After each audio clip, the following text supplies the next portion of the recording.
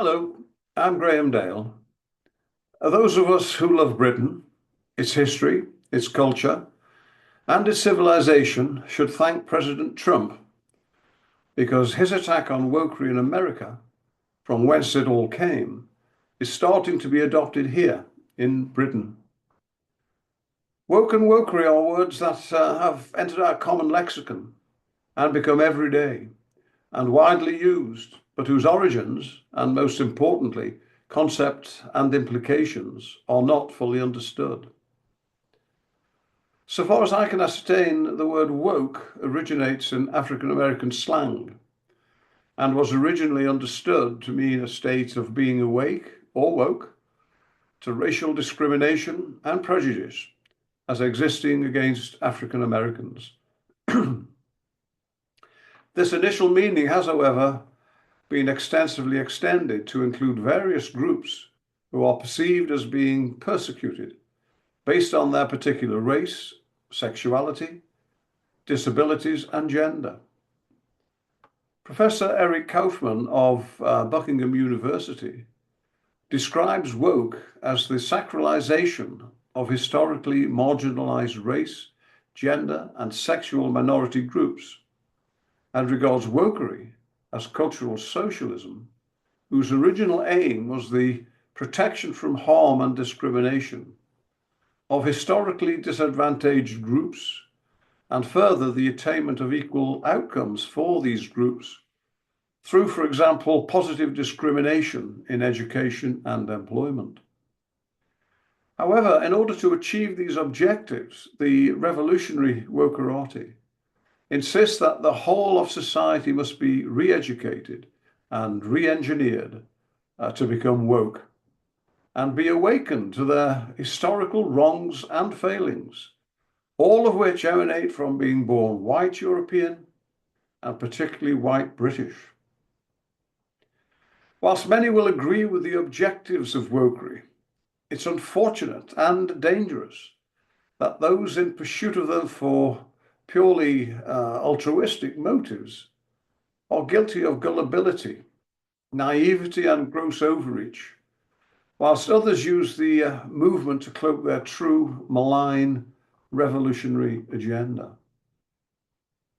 The concept of being woke has been imported wholesale into Britain from America, mainly by left-wing intellectuals, academics, and educators who can be reasonably regarded as far-left socialists who desire the destruction of the Western capitalist democratic model of free enterprise, free speech, private property, the rule of law, and the rights of the individual, and its replacement by a quasi-Marxist system of control of action, of speech, of thought, and free association.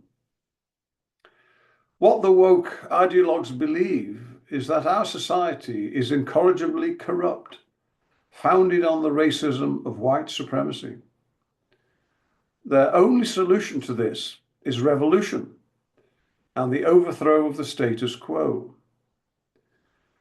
In this endeavor, they are being aided and abetted by useful idiots in national and local politics, schools and universities, the Church of England, much of the broadcast media and press, the arts and social media.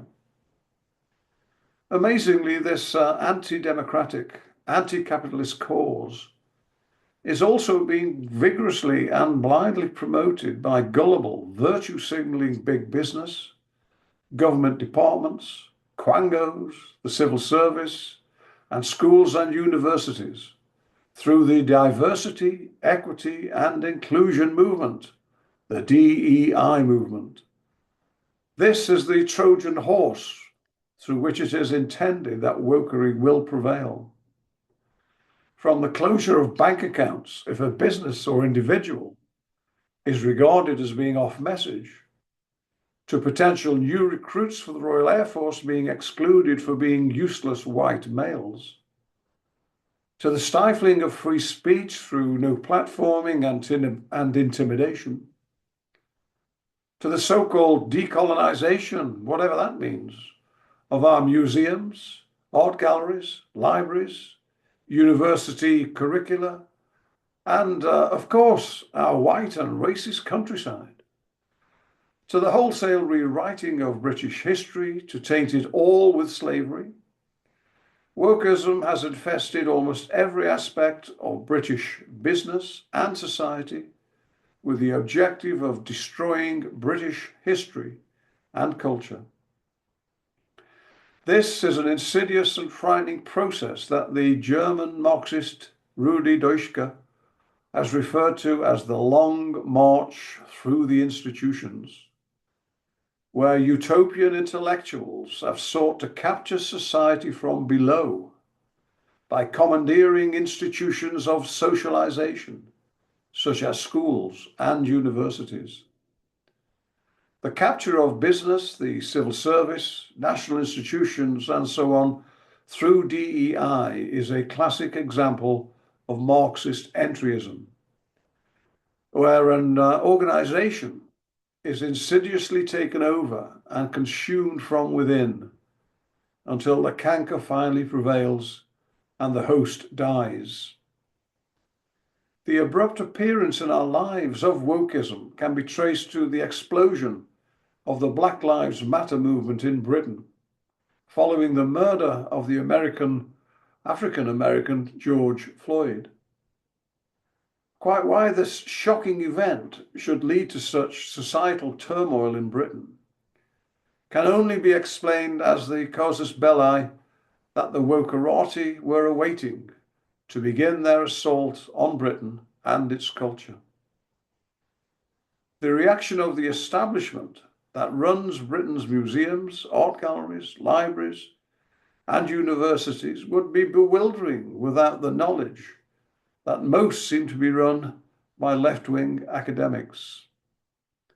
Suddenly, whole collections of artifacts, artworks, books, educational programs, and traditions were to be decolonized, to remove or criticize by way of explanation anything that remotely alluded to the British Empire, and particularly to the evils of slavery.